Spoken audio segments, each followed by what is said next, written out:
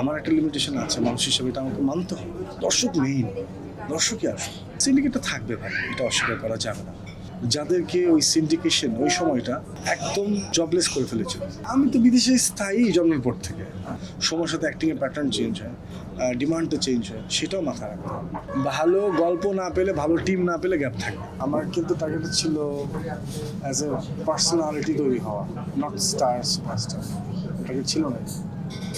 আমি চেয়েছিলাম I just want to be an example being a gentleman actor. আমাকে আলহামদুলিল্লাহ সবাই সেটা ডাকে।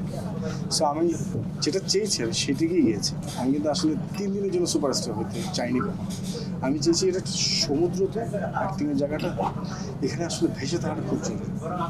ওই 1 দিন 2 দিন আসলে বড় স্পিড ব্রেকার নিয়ে দৌড়ালাম, তেল শেষ হয়ে গেলে স্পিড বোটের নিয়ে দৌড়ালাম, তেল শেষ হয়ে গেলে স্পিড বোটের কোনো দাম নেই। আমার মাত্র সমুদ্রে পড়ে থাকতে হবে। আমি চেয়েছি একটা পালতোলা নৌকায় থাকি, পালতোলাটা নিয়ে আস্তে আস্তে যেতে থাকি। সেটা না, আমি শুরু করেছিলাম, কিন্তু তারপরে আসলে সিনেমাটা প্রডিউসার ডিরেক্টরের নিজস্ব ঝামেলা, অন্য কোনো নিজস্ব কারণে একটা আলোর মুখ থাকে। আমার মনে হচ্ছে যে আচ্ছা লেটস টেক এ ব্রেক, এটা মানুষের মাথা থেকে মুছে যায়। তো আর আরেকটা বিষয় যেটা কাজ করেছিল সেটা হচ্ছে আমি কি রেডি একটা এত বড় লগ্নি আমার উপরে নেওয়ার জন্য। কারণ আমি প্রেস কনফারেন্স করলাম, 2টা বাইট দিলাম, 2টা ইন্টারভিউ দিলাম বিভিন্ন জায়গায়, দিয়ে আমি হয়তো মানে পপুলারিটির জন্য অনেক কিছু করলাম, কিন্তু দিন শেষে দেখা গেলো যে আসলে মানে এরকম যদি আবার হয়ে যায় যে প্রজেক্টটা এলো না, আলো মুখ দেখলো না, তখন আসলে কী হবে, টাকাগুলো তো নষ্ট মানুষ। সো সেটা আমি আসলে হতে চাই। যে সুস্থভাবে সব কিছু একটা পরিমিত থাকা উচিত, সব কিছুর প্রতি একটা গ্রান্টেড না গ্রেটফুলনেস থাকা উচিত। তো আমি আসলে পরিমিত বোধটাতেই থেকেছি সবসময়, যে আসলে সব কিছু এটা দেখেন, আমি একটা মানুষ, আমি যদি অনেক বেশি কাজ করি, অনেক কিছুতে ব্যস্ত থাকি, আপনি আসলে কয়টা চেঞ্জ করবেন? আপনি আমার ম্যাক্সিমাম 3টা ভালো প্রজেক্ট ভাবা দেবে, 4র্থ প্রজেক্ট থেকে আপনি বলা শুরু করেন না, এক ঘেমে হয়ে যাচ্ছে, ভালো লাগছে। সো সেই জায়গা থেকে আমি অল্প কাজ করেছি এবং ওভার অকুপাইড অ্যান্ড লেস অকুপাইডের মাঝখানে থেকেছি, যেন মানে খুব বেশি ওভার ইউজ না হয়ে যায় আর মিস ইউজ না হয়ে যায়। তো সেটা মাঝখানে দেখেছি, সো সেভাবে কাজ করেছি। অ্যান্ড মিডিয়া থেকে দূরে থাকা না, যেটা হচ্ছে অনর্থক এই মানে ইন্টারভিউ দিয়ে কথা বেশি না বলে কাজটা করলে এমনিতেই আসলে তখন কথা বলা হয়ে যাবে। সেই কারণে আমি যখনই কাজ হয়েছে তখন আমি কথা বলেছি, যখন কাজ হয়নি তখন আসেনি। আলহামদুলিল্লাহ না, মিস করি না, কারণ নতুন ওটিটির কাজগুলো দিয়ে আবার তরুণীদের মনে জায়গা করে নিচ্ছি অলরেডি। তো যাই হোক, সেটাও মিস করি না, এটা তো আসলে ব্লেসিং, সবার ভালোবাসা। তো আমি মনে করি যে যেহেতু একটা লাইফের বিভিন্ন ফেজগুলোতে আমি টাচ করছি, সে ম্যাচুরিটি অনুযায়ী আসলে অ্যাক্টিংয়ের রেঞ্জটা বাড়ানো হচ্ছে। সো আমি আসলে মিস না করে সেটাকে আসলে পার্মানেন্ট করছি, মানে স্টেবল করছি। হ্যাঁ, যেমন আজকে থেকে 10 বছর আগে যিনি আমার অডিয়েন্স ছিলেন, উনি কিন্তু এখনও আমাকে বাহবা দেন, আমার প্রশংসা করেন, কিংবা আমাকে ভালোবাসেন। সেটা কিন্তু বড় পাওয়া। 10 বছর আগে বাসতেন, এখন বাসেন না তা কিন্তু না। সো এই জন্য আমার হচ্ছে যে খুব বেশি কাজ করলে খুব তাড়াতাড়ি পূর্ণ হয়ে যাবে, এর সাথে অল্প অল্প কাজ করি যাতে অনেক দিন কাজ করা যায়। সেই কারণেই তো তাদেরকে অনেক অল্প সময় পূর্ণ লাগছে, আমাকে এখনও পূর্ণ লাগে না, আমাকে নতুন লাগে। সো মানে আপনি যদি মনে করেন আপনি সব বুঝেন, তাহলে তো ডিরেক্টরই লাগতো না, প্রডিউসারই লাগতো না, এটা তো একটা ডিপার্টমেন্ট। আপনি সব জানেন না ভাই, আমি সব জানি না। আমার একটা লিমিটেশন আছে, মানুষ হিসেবে এটা আমাকে মানতে হবে। এটা যে মানবে তার পথ চলা আরামদায়ক হবে, যে মানবে না সে বুঝবে যে আমি সব কিছু বুঝি, তাকে অনেক হোঁচট খেতে হবে। আক্ষেপেতে বলতে আমার মনে হচ্ছে এটা চয়েস। দেখেন এখন আসলে বিশ্ব মানে পুরোটা গ্লোবাল লাইব্রেরি, তো এখানে অনেক কিছু থাকবে এখন। সো আপনাকে আসলে চয়েস করে সিলেক্ট করতে হবে আপনি কী দেখতে চান। সো দর্শক যদি যেমন এই কথাগুলো উঠে আসছে, খারাপ নামে নাটক দেখতে চায় না, বন্ধ হয়ে যাবে সামনে, খুব শীঘ্রই বন্ধ হয়ে যাবে। অলরেডি কমে গেছে, কিন্তু যে যতটা বেড়েছিল এর থেকে কমে আসছে, কিন্তু আরও কমে যাবে। কারণ দর্শক প্রত্যাখ্যান করলে তো কেউ করতে পারবে না কিছু। দর্শক মেইন, দর্শকই আসবে। দর্শক যদি প্রত্যাখ্যান করে যে না আমি এই ধরনের দেখবো না, তাহলে আমি দেখবো না। সব দেখছে না, দেখবে না, কমে আসবে, কমে আসছে। আমি দেখছি তো দূর থেকে কমে আসছে। কোনটা আসলে দর্শকের মনে স্থান করে নেবে সেটা তো বোঝা যায় না। তবে আমি স্পটিফাই একটা অ্যাপস আছে, গ্লোবাল অ্যাপস, সেখানে আমার গানগুলো আমি রিলিজ করছি। ইতিমধ্যে আমার তুমি নামে একটা গান রিলিজ হচ্ছে, আর কোরবানিদের পর একটা রিলিজ হবে। সো মায়া নাম ওই গানটার। তো ওখানে স্পটিফাই সাবস্ক্রাইব করে আপনার গানটা শুনতে পারেন আমার।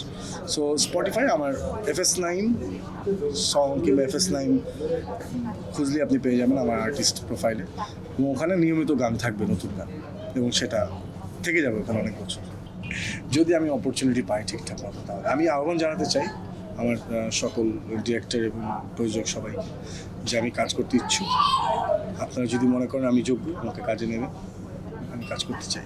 সিন্ডিকেশন বিভিন্ন সময় থাকে। আমিও যখন নতুন কাজ করা শুরু করেছি তখন আমাকে কোনো একটা সিন্ডিকেট ভেঙে আমাকে ঢুকতে হয়েছে, পপুলারিটি কিংবা অ্যাকসেপ্টেন্সের কারণে। সো সিন্ডিকেটটা থাকবে ভাই, এটা অস্বীকার করা যাবে না। সময় সময় মানুষগুলো শুধু চেঞ্জ হয়, কিন্তু সিন্ডিকেট থাকে। কিন্তু আমাদের সময়টায় আমি যখন আসলে ইফ আই রিমেম্বার 17 কিংবা 18 থেকে আসলে একটা তুঙ্গে চলে যায়, তখন আমি আস্তে আস্তে কাজ কমিয়ে নিয়ে আসি। কারণ আমার মনে ছিল যে এখানে সম্মানের ঘাটতি হবে, সেটার একটা স্বীকার আমাকে করতে পারেনি, যেহেতু আমার দর্শক এবং আমার ডিরেক্টরদের একটা ভালোবাসা আমার প্রতি ছিল, এবং তারা পেইনফুল আর্টিস্টের চাইতে পেনলেস আর্টিস্টকে সবসময় নিতে চাইতো। সেখান থেকে আমার অবস্থান অ্যাকসেপ্টেন্স সবসময় ছিল। তো সেই কারণে আমার কাছে কাজ ছিল, বাট আমি কাজ জয়েন করি। আমার মনে হচ্ছে যে না, দূরে থাকি, একটু অল্প কাজ করি। তখন থেকে আমি কাজ কমিয়ে নিয়ে এসেছিলাম, কমিয়ে নিয়ে এসে তারপরে আবার কাজ শুরু করেছি। কোনো আক্ষেপ নেই, বাট আই ওয়াজ ফাইন আমার কাজ নিয়ে সব কিছু মিলে। বাট অনেক অভিনয় শিল্পী আছে যাদেরকে ওই সিন্ডিকেশন ওই সময়টা একদম জবলেস করে ফেলেছিল। এটা ঠিক হয়নি, এটা খারাপ হয়েছে ভাই। অনেক শিল্পী আছে যারা হয়তো, আমি জানি অনেকের গল্প জানি যে সে তার ছেলের সেমিস্টার ফি দিতে পারেনি, ফোন করে কেঁদেছে আমার কাছে যে নাই তুমি কোনোদিন বলো না, এরা বলছে। আরে ভাইয়া মাফ করে দেন, মাফ করতে পারছি না, কষ্ট লাগছে ভাইয়া।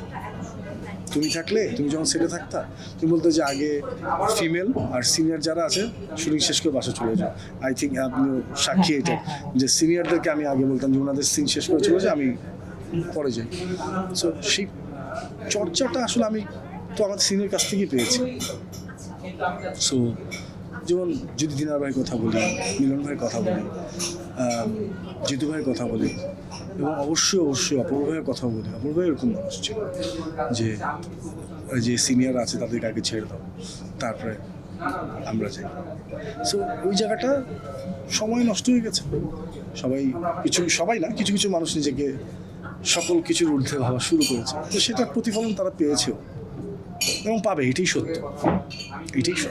আমি তো বিদেশে স্থায়ী জন্মের পর থেকে। ওই অপরচুনিটি আলহামদুলিল্লাহ, আল্লাহ লাখ লাখ শুকরিয়া, সবসময় ছিল, আছে, থাকবেও।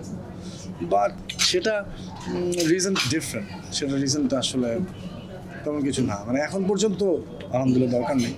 দেখছি উনি হয়তো যেরকম আর্টিস্ট চাচ্ছে সেটার অভাব আছে, কিন্তু আমি দেখি না যে আর্টিস্টের অভাব আছে।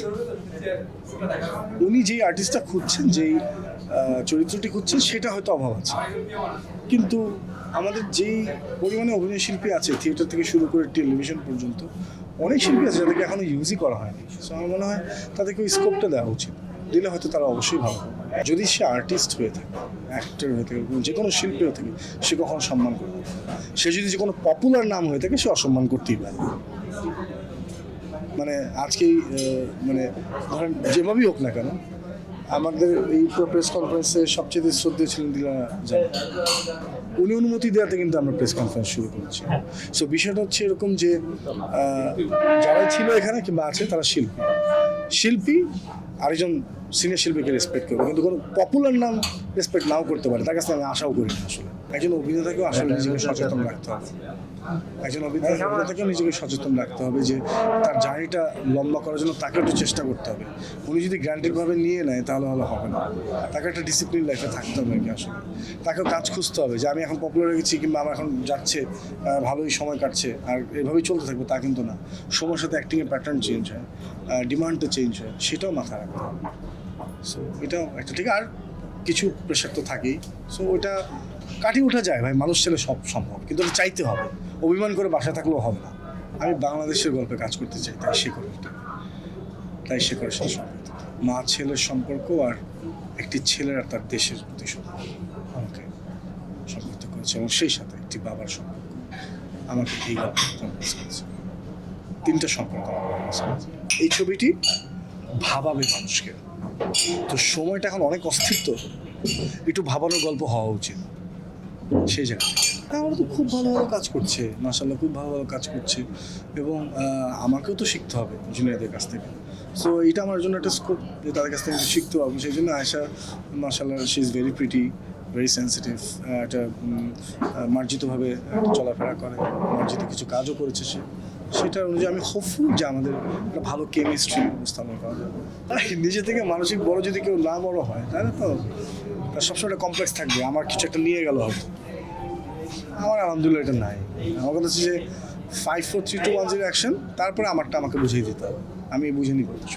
ভালো গল্প না পেলে, ভালো টিম না পেলে গ্যাপ থাকবে। কারণ আপনি যেরকম পছন্দ করার সময় ভালো জিনিসটাই পছন্দ করেন, আমারও সেই অধিকার আছে চুজ করার সময়, সিলেক্ট করার সময় ভালো জিনিসটা সিলেক্ট করা। তবে হ্যাঁ, আপনারা দোয়া করবেন আমি যেন সুস্থ থাকি, আল্লাহ যেন আমাকে সুস্থ রাখেন, এবং কখনো যদি কোনো ভুল ত্রুটি হয়ে যায় ক্ষমা করে দিবেন, এবং সেই সাথে দোয়া করবেন অবশ্যই ভালো ভালো কাজ আপনাদের যেন উপহার দিতে পারি। আপনার মতো করে আমিও দেশকে ভালোবাসি, সো দোয়া করবেন দেশের জন্য যেন একটা ভালো কাজ করতে পারি।